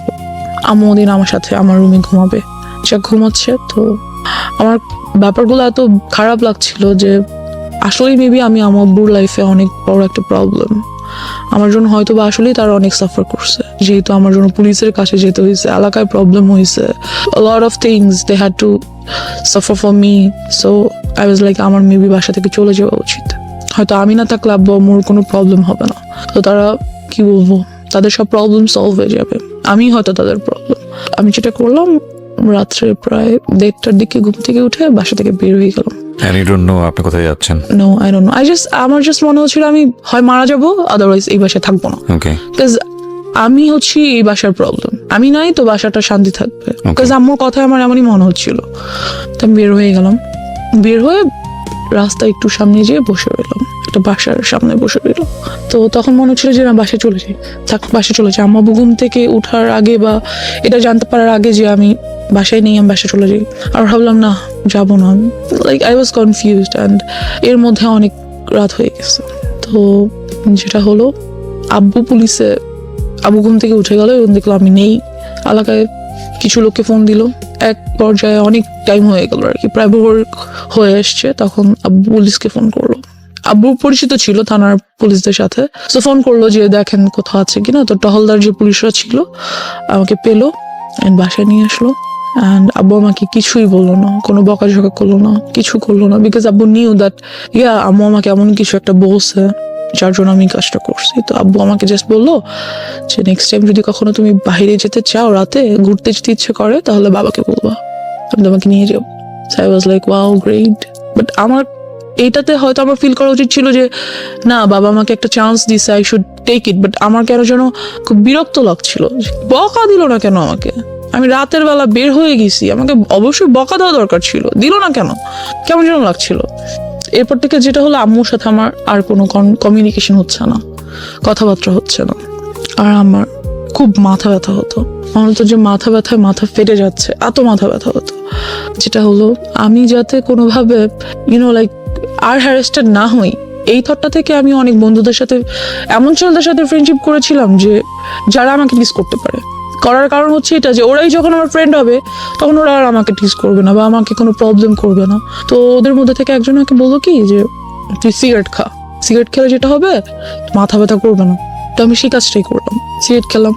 অ্যান্ড ফিলিংসটা এমন ছিল যে হ্যাঁ খুব মাথা ঘুরতেছে, কিন্তু একটু পরে আর মাথা ব্যথা করছে না। পৃথিবীর অন্যতম জঘন্য জিনিস, এবং এটা যারা খায় প্রথম আমি একটু বলে নেই, বিকজ ওই ফ্যান্টাসিতে সবাই থাকি আমরা টিনেজ বয়সে, আমি যদি একটা টান দিইনি তা না, সে কারণেই বলছি। এর যে জঘন্য জিনিস আমার কাছে মনে হয় না, এটাতে মানুষ কেন নেশা, অন্যান্য ড্রাগস এগুলোর ক্ষেত্রে কি হয় আমি জানি না, কোনো ফিল নিশ্চয়ই আসে, কিন্তু এটাতে তো কোনো ফিল আসার কোনো লজিকই আমি খুঁজে পাই না। একটা খুব কটু গন্ধযুক্ত একটা ধোঁয়া, এবং এটা মানুষ ভিতরে কেন যে নেয়, এবং নেয়ার পরে যে মুখের যে গন্ধ, এইগুলো এদের কাছাকাছি যাওয়া যায় না। আই এম সরি, মানে ভেরি এম্বারেসিং। এটা কোনোভাবেই মানে খাদ্যযুক্ত একটা জিনিস হইতে পারে না, কোনোভাবেই না। এই অখাদ্য এটা, এবং এত বেশি অখাদ্য, এটার ভিতরে মানুষ হুদাই অকারণে ব্রেন থেকে একটা ট্রমা, মানে এই পার্টিকুলার জিনিসের প্রতি মানুষ তৈরি করে যে না এটা খাইলে এরকম একটা ফিল হয়, এটা খাইলে সিগারেট ছাড়া একটা কবিতা আসতেছে না, সিগারেট ছাড়া এটা হচ্ছে না, সিগারেট ছাড়া বাথরুম হচ্ছে না।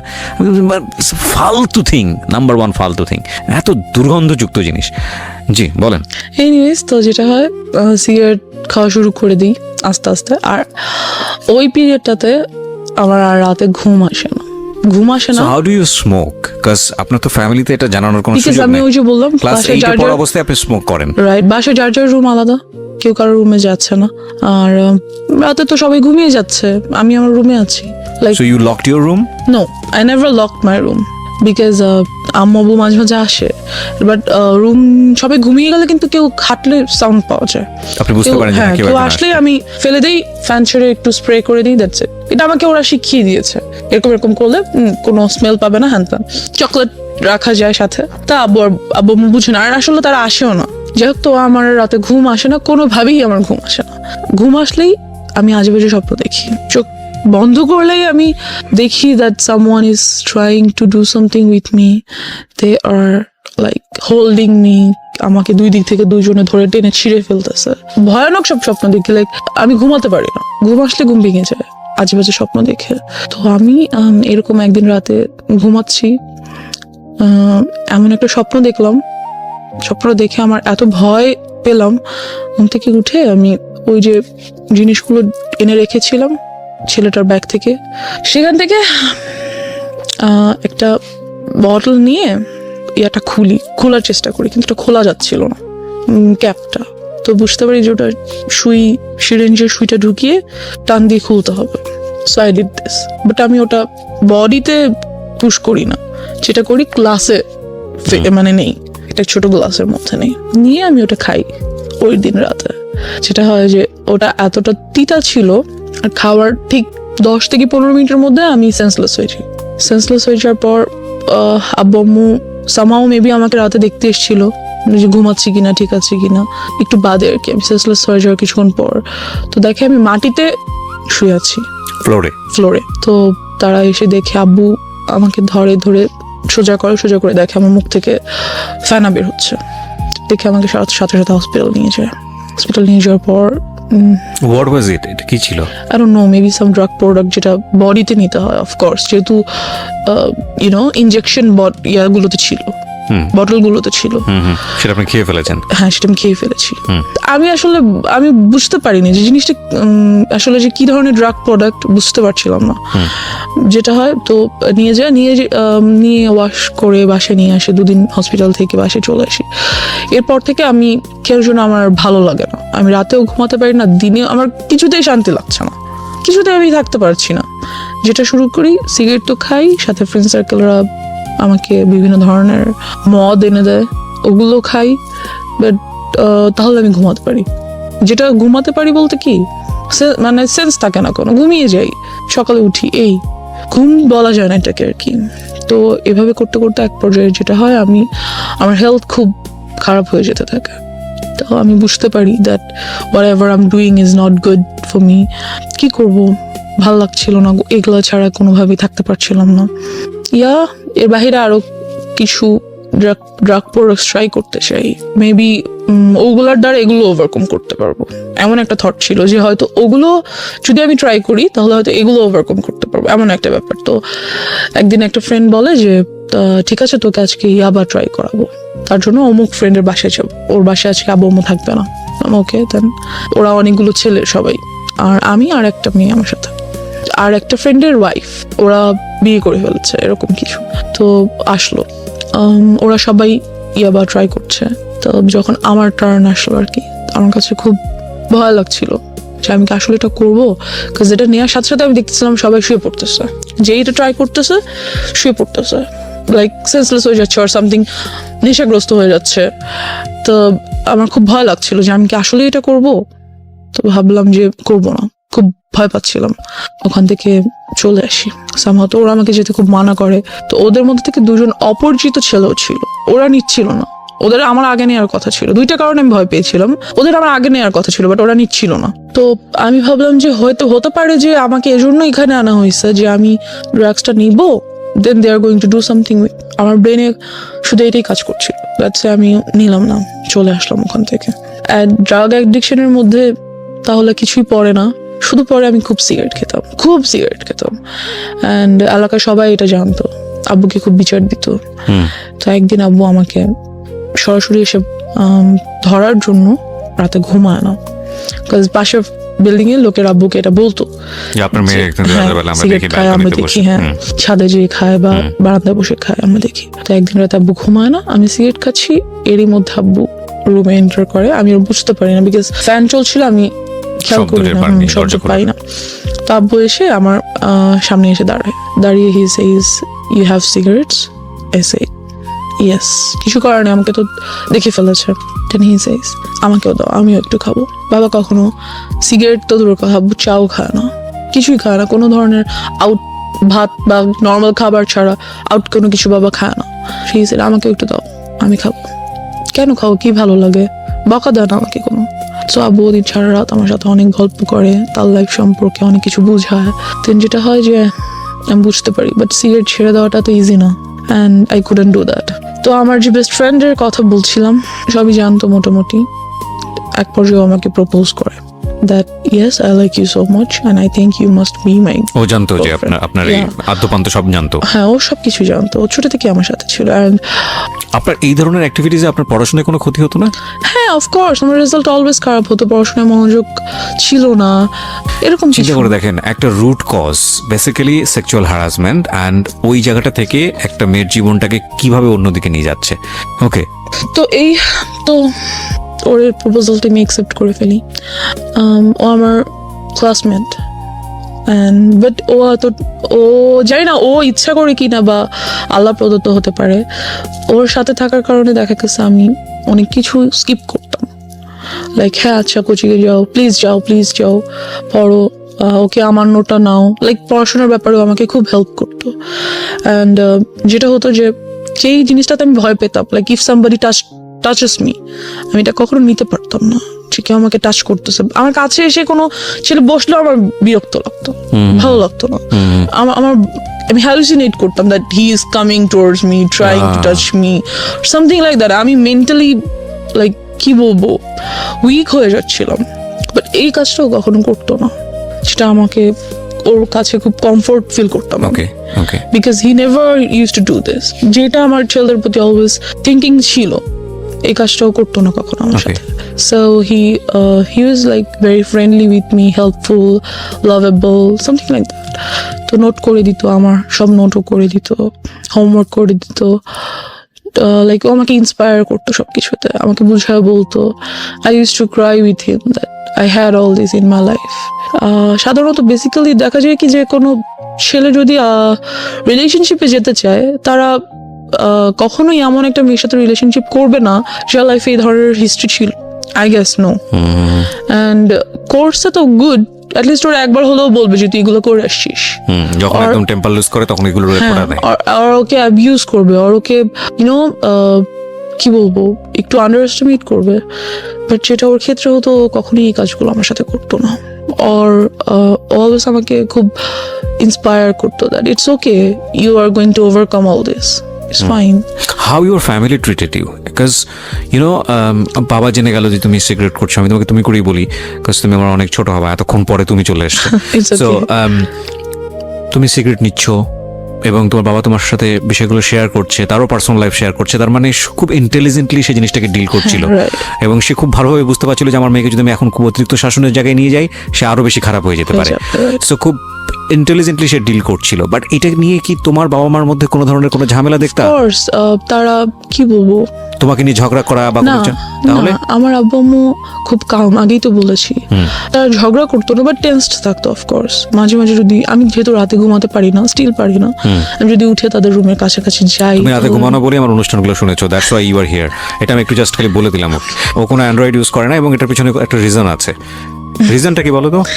রিজন হচ্ছে যেহেতু লাইফে অলরেডি এত কিছু হয়ে গেছে, অ্যান্ড্রয়েড ইউজ করা মানে বাবা মা চিন্তা করে অ্যান্ড্রয়েড ইউজ করলে অনেক কিছু, আর অ্যান্ড্রয়েড আরো পাওয়া যায় ডিফিকাল্টিস না। ফেস হতে পারতে। হ্যাঁ, পাওয়া যায় না এমন তো কিছু নাই অ্যান্ড্রয়েডে, সবকিছু পাওয়া যায়। So আমি আরো ইনফরমেশন জানবো, হয়তো আরো অনেক কিছু ব্যাপারে জ্ঞান খুলে যাবে, সেগুলো ট্রাই করতে চাই। আরো বেশি ডিরেইলড হয়ে যেতে পারো তুমি, Yeah, like তুমি like- ড্রাগের কাছে চলে গিয়েছো। Right. সো দ্যাটস ওয়াই ওনারা বলেছে যে তুমি এটা থেকে দূরে থাকো, এবং আলটিমেটলি তুমি এটা এগ্রিও করেছো। অফকোর্স। So তুমি তো আসলে অবাধ্য না, যেটা মনে হয়েছে। এবং তারপরেও এই বিষয়গুলো যখন ফ্যামিলি জেনে গেল, তোমাকে ড্রাগের কাছ থেকে সরানোর জন্য কি করেছে তারা? ড্রাগের কাছ থেকে যেটা আমি বললাম যে ইয়াবাটা মাঝে মাঝে ট্রাই করতাম। ওকে। তো ওটার জন্য আমাকে রিহ্যাবে পাঠানো হয়েছিল। এক পর্যায়ে তারা রিহাবে পাঠালো। হ্যাঁ, যখন বাবা জেনে যায় ব্যাপারগুলো। কোন ক্লাসে ছিলে তখন তুমি? 9 ক্লাস 9-এ।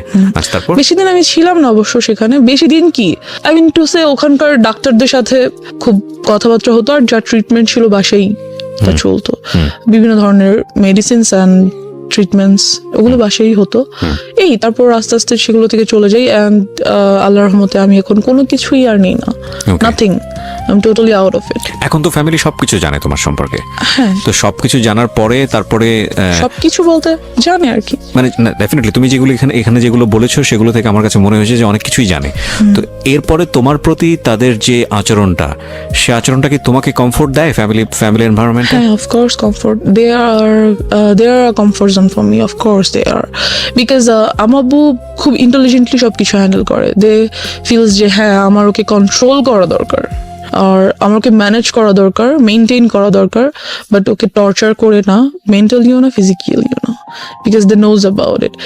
আসলে ওনারা ওনাদের জায়গা থেকে বেস্ট ট্রাই করেছে আমার মনে হয়, এর থেকে বেশি কি করবে। আর একটা বাবা মা যখন বাবা মাদের বয়স যদি বলি, আমার আব্বু আম্মুর বয়স, সেই সময়টাতে তো বাচ্চারা ফ্রি ভাবে ঘোরাফেরা করতো, কেউ কিছু বলতো না, সবার মেন্টালিটি অনেক ভালো ছিল, সাফ ছিল। ডেফিনেটলি কিন্তু- we are not accusing anybody, but সিচুয়েশনে যখন একটা শিশু বড় হচ্ছে কোন একটা পার্টিকুলার সিচুয়েশনে, ওই সিচুয়েশনে চারপাশে যা থাকবে সেটাকেই সে অ্যাবজর্ব করবে। রাইট। ওই সিচুয়েশনটা যদি তার জন্য প্রতিকূল হয়, সেটাকে সেভ করার দায়িত্ব প্রথমত বাবা মার। সমাজ তো অবশ্যই, পরিবার তো অবশ্যই, তাদের একটা ভূমিকা আছে, এবং সেই জায়গায় অনেক বড় বড় ল্যাক আছে আমাদের, বিশেষ করে নারী শিশুদের ক্ষেত্রে, নারীদের ক্ষেত্রে, এবং অফকোর্স শিশুদের ক্ষেত্রেই আমি বলবো। এবং এই যে ধরনের যৌন নির্যাতন, এই নির্যাতন এটা কিন্তু শুধু বাংলাদেশের সিনারি না, এটা কিন্তু সারা ওয়ার্ল্ডেরই সিনারিও। এবং সেখানে আমরা দেখি যে স্পোক পারসন, মানে যারা এই বিষয়গুলো নিয়ে কথা বলেন, তারা ইনডিটেলি জান না কি হয়। এবং খুব ভালো, আমি তোমাকে মানে স্যালুট করি যে সামহাও কাউকে না কাউকে তো এগিয়ে আসতে হবে, কাউকে না কাউকে তো বলতে হবে। তুমি কি মনে করো যে এগুলো নিয়ে স্পিক আউট বললে এটা কিছুটা হলো কমবে, বা এখানে একটা ইফেক্ট পড়বে, বা যারা এই কাজটা করে তারা সতর্ক হবে? অফকোর্স হবে ইনশাল্লাহ, আর হওয়া উচিত। কাজ আমরা মেয়েরা আজকাল অনেক কিছু করতে চাই, মেয়েরা পাইলট হয়, ডক্টর হয়, ইঞ্জিনিয়ার হয়, অনেক কিছু হয়। হতে হলে কিন্তু অনেক কিছু ফেস করতে হয়। যে যত বড় হবে, যত উপরে উঠবে, তার ততগুলো ধাপ পেরিয়ে যেতে হবে। আর সে প্রত্যেকটা ধাপে ধাপেই কোনো একটা বিপদ হয়তো ওয়েট করছে। সে যদি নাই জানে যে কোনো একটা বিপদ আমার জন্য ওয়েট করছে আমার মতো, তাহলে সেটা সে ওভারকাম করবে কিভাবে, তাকে জানতে হবে। কিন্তু আমার জায়গাটা হচ্ছে ওইটাই, যে যারা সুযোগটা নিল, লাইক তোমার স্কুল টিচার, ইভেন গাড়ির ড্রাইভার, ইভেন তোমার বাসার কাজের লোক, ইভেন কাজের মিস্ত্রি, কেউই তো বাদ যায়নি, রাইট? তো তুমি কি মনে করো যে তোমাদের মতো যারা ভিকটিম আছে, যারা এইভাবে বিভিন্নভাবে হচ্ছে ফ্যামিলিতে টর্চার, এখানে একটা ছেলেও হতে পারে, হ্যাঁ, যে হতে পারে, তো তাদের আসলে বলা উচিত, অন্তত ফ্যামিলিতে বলা উচিত, বেশি বেশি করে এই বিষয়গুলো অবশ্যই বলা উচিত, তাদের জানানো উচিত, তাদের প্রবলেমস গুলো শেয়ার করা উচিত। এতে করে যারাই কাজটা করছে তারা ভয় পাবে, রাইট? তাদের মনে হবে যে এই কাজটা যেহেতু এগিয়ে আসছে মানুষ সামনে, আমি নেক্সট টাইম করলে আমার শাস্তি হবে, রাইট? তাদের ভয় পাওয়া উচিত, এবং ভয় পাবে তারা বলবে। এবং আমিও বলতে চাই যে এই যে অন্ধ কুসংস্কার একটা সামাজিক মানসিকতা, যে ওনার মেয়ে এটা হয়েছে না জানি ওনার মেয়ে কত খারাপ, বা ওনার ছেলে এটা হয়েছে না জানি ওনার ছেলে কতটা খারাপ, এই না জানি থেকে আমাদেরকে বেরোতে হবে। কে কি মনে করলো না করলো, সেই জায়গাটায় যদি কোনো ইনজাস্টিস থাকে, এবং সেই ইনজাস্টিসটাকে আপনি নিজের সম্মানের জায়গাটা থেকে যদি মনে করেন যে ওকে আমি এই ইনজাস্টিসটাকে মেনে নিচ্ছি নিজের সম্মানের জায়গা থেকে, ফাইনালি আপনার সম্মান থাকে না আসলে, এটা কোনো না কোনোভাবে এটা কিন্তু আপনি হ্যারাসমেন্টের শিকার হচ্ছেনই। So you are right now 19, এবং আমি মনে করি যে জীবনে আরো অনেক অনেক অভিজ্ঞতা সামনে আছে, অ্যান্ড ইনশাল্লাহ it will be positive for you. আমি ডেফিনেটলি থ্যাঙ্কস জানাই তোমার বাবা মাকে, তারা তোমাকে অনেক লিবার্টি দিয়ে বড় করছেন, বাট এই জায়গাগুলো আমার মনে হয় না তোমার ক্ষেত্রে তুমি যে পরিমাণ সাফার হয়েছে, তোমার ইয়াঙ্গারের ক্ষেত্রে অতটা সাফার হওনি, কারণ তোমার একটা অভিজ্ঞতা ছিল, সো তোমার জায়গা থেকে তুমি ওকে শেল্টার দিতে পেরেছো। সো সেই জায়গা থেকে আমি মনে করি যে ডেফিনেটলি আজকের এই এপিসোডটা অনেকের জন্যই লার্নিং হবে, এবং আমি তোমার জন্য উইশ করি যে তোমার একটা বেটার ফিউচার হোক, এবং তুমি রাইট নাও 19, এবং তুমি অনেক ভালো পড়াশোনা করো, তোমার লাইফের যে এম আছে সেই জায়গাগুলোতে তুমি খুব ভালো করো। আর দিন শেষে যাই কিছু করি না কেন, আমাদের একটা জিনিস মাথায় রাখতে হবে, we live in the society, we live in the family, এবং আমাদের যে প্রবলেমগুলো আছে সেগুলো হয়তো আমাদের কিওর করতে হবে, but we can deny our society, we can deny our family.